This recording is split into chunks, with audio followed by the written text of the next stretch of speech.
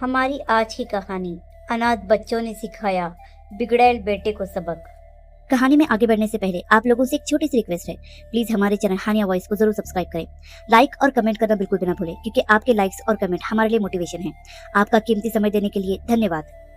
शहर के एक साधारण मोहल्ले में रहता था आरव, 17 साल का एक तेज तर्रार लेकिन अहंकारी लड़का। उसकी आंखों में चमक थी, लेकिन दिल में अपने माता पिता रमेश और शांति के लिए न सम्मान था न कृतज्ञता। रमेश एक स्कूल में क्लर्क थे और शांति घर के हर जिम्मेदारी बखूबी निभाती थी। दोनों ने अपनी जिंदगी आरव की हर छोटी बड़ी ख्वाहिश पूरी करने में समर्पित कर दी थी, लेकिन आरव उनकी मेहनत को कभी समझ नहीं पाया। मम्मी, ये खाना फिर वही पुराना है, कुछ नया क्यों नहीं बनाती? वह ताने मारता। पापा, मेरे दोस्तों के पास ब्रांडेड फोन है और आप मुझे ये पुराना फोन क्यों थमाते हैं? उसकी शिकायतें कभी थमती ही नहीं थी। एक दिन जब आरव ने गुस्से में अपनी माँ के हाथ का खाना थाली समेत फेंक दिया, शांति की आंखें छलक आई। रमेश ने गहरी सांस ली और बोले, शांति, अब बहुत हो गया, हमें कुछ करना होगा। अगले दिन वे आरव के स्कूल गए और उसके क्लास टीचर श्रीमान वर्मा से मिले। रमेश ने दुखी स्वर में कहा, सर, हमने अपने बेटे को सब कुछ दिया, लेकिन वह हमारी इज्जत नहीं करता। उसे नहीं पता कि जो हमारे पास है वो कितनों का सपना है। श्रीमान वर्मा ने गंभीरता से सुना और बोले, रमेश जी, चिंता न करें, मैं आरव को अनाथ आश्रम में वॉलंटियर के लिए भेजूंगा। शायद वहां उसे जिंदगी की असल कीमत समझ में आए। अगले हफ्ते स्कूल की बस आरव और कुछ बच्चों को लेकर शहर से दूर एक अनाथ आश्रम गई। आरव को यह सब समय की बर्बादी लग रहा था। ये क्या उबाऊ जगह है, मैं यहाँ क्यों आया? वह बड़बड़ाया, लेकिन आश्रम में कदम रखते ही उसका मन बदला। पुरानी दीवारें, पपड़ी उखड़ते रंग, सादे कपड़ों में बच्चे, फिर भी उनके चेहरों पर एक अनोखी चमक। यह सब उसे अंदर तक छू गया। आश्रम के प्रभारी सुनीता दीदी ने आरव को एक छोटी लड़की रिया के साथ समय बिताने को कहा। 7 साल की रिया की बड़ी बड़ी आंखें और मासूम हंसी ने आरव का ध्यान खींचा। भैया, मेरे साथ खेलोगे? रिया ने उत्साह से पूछा। आरव ने हामी भरी, लेकिन मन में सोच रहा था कि वह जल्दी काम खत्म करके निकल लेगा।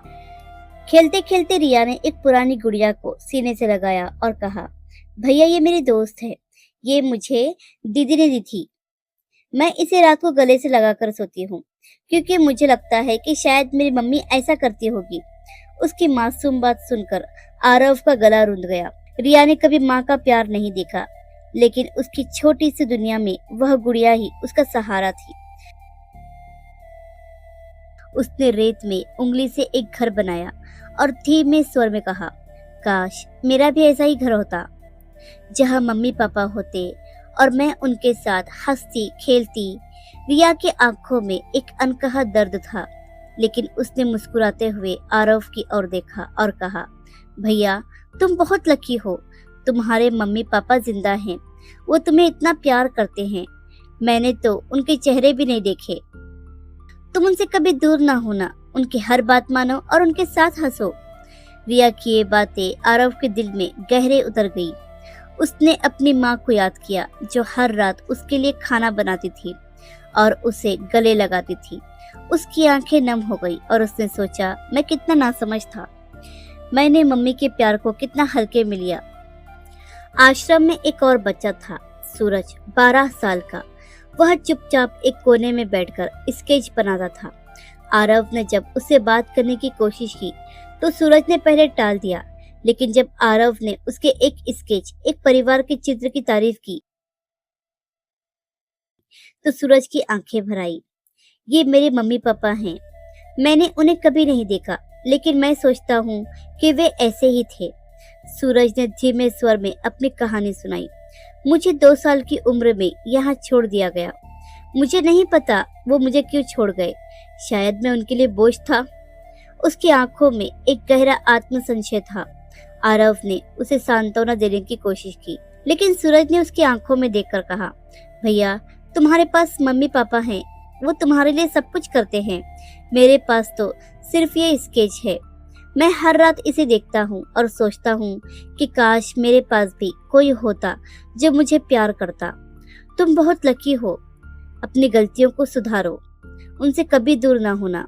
सूरज की चुप्पी और उसकी मार्मिक बातें आरव के लिए एक झटका थी। उसे अपनी शिकायतें याद आई, वो ताने जो उसने अपने पिता को मारे थे, वो गुस्सा जो उसने अपनी माँ पर उतारा था। सूरज की आंखों में छिपा दर्द और उसका संदेश, तुम बहुत लकी हो, उसके सीने में चुप गया। 9 साल का मनीष आश्रम का सबसे चुलबुला बच्चा था। उसने आरव को अपने खजाने की पेटी दिखाई, जिसमें कुछ रंग बिरंगे कंकड़ और एक टूटी हुई घड़ी और एक पुराना पत्र था। मनीष ने गर्व से कहा, ये मेरा खजाना है, मैं इसे अपने लिए रखता हूँ ताकि जब मैं बड़ा होऊंगा तो मुझे याद रहे कि मैंने कितना कुछ सीखा है। उसने हंसते हुए कहा, भैया तुम्हारे पास तो असली खजाना है, तुम्हारे मम्मी पापा। मैंने सुना है कि तुम उनकी बात नहीं मानते। क्यों करते हो ऐसा? वो तुम्हें इतना प्यार करते हैं। मेरे पास तो कोई नहीं है। तुम बहुत लकी हो। अपनी गलतियां सुधारो, उनके साथ हर पल जियो, उनसे कभी दूर ना होना। मनीष की मासूमियत और उसकी छोटी छोटी खुशियां देखकर आरव का दिल पिघल गया। उसे लगा कि ये बच्चे जिनके पास कुछ भी नहीं है, फिर भी वह मुस्कुराने की वजह ढूंढ लेते हैं, और वह जिसके पास सब कुछ है हर वक्त शिकायत करता रहता है। मनीष की चमकती आंखें और उसका उत्साह आरव के लिए एक सबक बन गया। आश्रम में एक और बच्ची थी, काव्या, 10 साल की। वह शांत स्वभाव की थी और हमेशा एक पुरानी डायरी में कुछ लिखती रहती थी। आरव ने जब उससे बात की तो काव्या ने अपनी डायरी खोली और एक पन्ना दिखाया।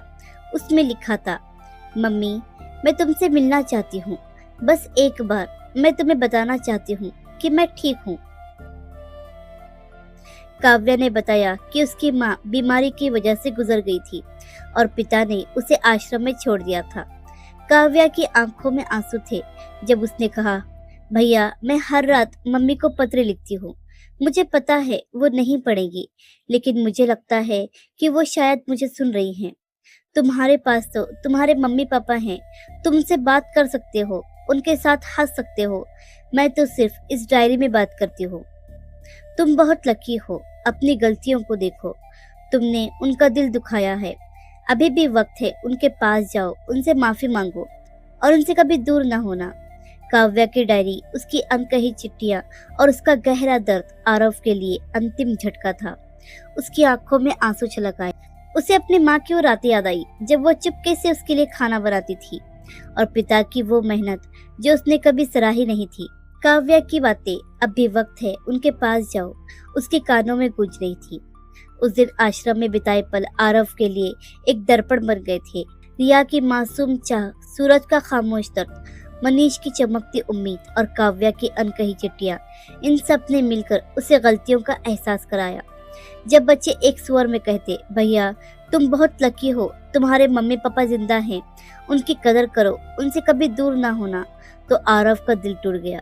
उसने महसूस किया कि उसने अपने माता पिता के प्यार को कितना हल्के में लिया था। इन बच्चों के लिए माता पिता का प्यार एक दूर का सपना था, और उसके लिए यह हर दिन की हकीकत थी जिसे उसने अनदेखा किया। बच्चों ने एक छोटा सा गीत गाया जो आश्रम में हर रविवार को गाया जाता था। गीत के बोल थे, हमारे पास है एक छोटा सा आसमान, प्यार की किरणों से भरा एक जहान। उनकी मासूम आवाज और एक दूसरे का हाथ थामे वे बच्चे आरव के लिए एक अनमोल सबक बन गए। उसने सोचा, ये बच्चे जिनके पास कुछ नहीं है फिर भी एक दूसरे में परिवार ढूंढ लेते हैं, और मैं जिसके पास सब कुछ है अपने परिवार को दुख देता हूँ। बस में घर लौटते वक्त आरव का मन भारी था। रिया की गुड़िया, सूरज का स्केच, मनीष का खजाना और काव्या की डायरी उसकी आंखों के सामने तैर रहे थे। उनकी आवाज, तुम बहुत लकी हो, उसके कानों में गूंज रही थी। उसने मन ही मन में प्रण किया कि वह अपने माता पिता की कदर करेगा और उनकी हर बात मानेगा। घर पहुंचते ही आरव ने दरवाजा खोला। शांति रसोई में थी और रमेश कुर्सी पर बैठे अखबार पढ़ रहे थे। आरव बिना कुछ कहे अपनी माँ के पास गया, उनके पैरों में गिर पड़ा और फूट फूट कर रोने लगा। मम्मी पापा मुझे माफ कर दो, मैंने कभी आपकी कदर नहीं की। आपने मेरे लिए इतना कुछ किया और मैं इतना नासमझ था। रिया, सूरज, मनीष, काव्या, उन बच्चों ने मुझे सिखाया कि मैं कितना लकी हूँ। मैं वादा करता हूँ अब मैं आपसे कभी दूर नहीं होऊंगा। मैं आपकी हर बात मानूंगा। शांति ने अपने बेटे को गले से लगाया। उनकी आंखें भी नम थी। रमेश ने उसके सिर पर हाथ फेरा और बोले, बेटा हम तुमसे बहुत प्यार करते हैं। हमें बस यही चाहिए कि तुम समझो कि परिवार कितना अनमोल है। उस रात तीनों ने साथ बैठकर खाना खाया। शांति की बनाई सादी दाल और रोटी आरव को दुनिया की सबसे स्वादिष्ट डिश लगी। उसने अपनी माँ का हाथ चूमा और कहा, मम्मी आपका खाना दुनिया में सबसे अच्छा है। उस दिन के बाद आरव बदल गया। वह सुबह अपनी माँ के लिए चाय बनाता, पिता के साथ बैठकर उनकी बातें सुनता। उसने आश्रम के बच्चों के लिए किताबें, कपड़े और खिलौने इकट्ठे करने के लिए मुहिम शुरू की। हर महीने वह आश्रम जाता, रिया के साथ खेलता, सूरज के स्केच की तारीफ करता, मनीष के खजाने में एक नया कंकड़ जोड़ता और काव्या की डायरी में एक नया पत्र पढ़ता। उन बच्चों की बातें भैया तुम बहुत लकी हो उसके लिए एक मंत्र बन गई, जो उसे हर पल अपने माता पिता की कदर करने की याद दिलाती थी। अनाथ बच्चों की भावनाएं, उनका दर्द, उनकी अधूरी इच्छाएं और उनकी मासूम सलाह हमें हमारी गलतियों का एहसास कराती है। उनकी पुकार तुम बहुत लकी हो हमें सिखाती है कि माता पिता का प्यार एक अनमोल खजाना है। ये कहानी हमें प्रेरित करती है कि हम अपने अपनों की कदर करें, उनके साथ हर पल को संजोए, उनकी इज्जत करें, क्योंकि ये वो दौलत है जो हर किसी को नसीब नहीं होती। प्यारे दोस्तों, अगर आपको हमारी कहानियाँ पसंद आ रही है तो हमारे चैनल हानिया वॉइस को ज़रूर सब्सक्राइब करें, वीडियो को लाइक करें और शेयर करना बिल्कुल भी ना भूलें। कहानी सुनने के लिए आपका बहुत बहुत धन्यवाद।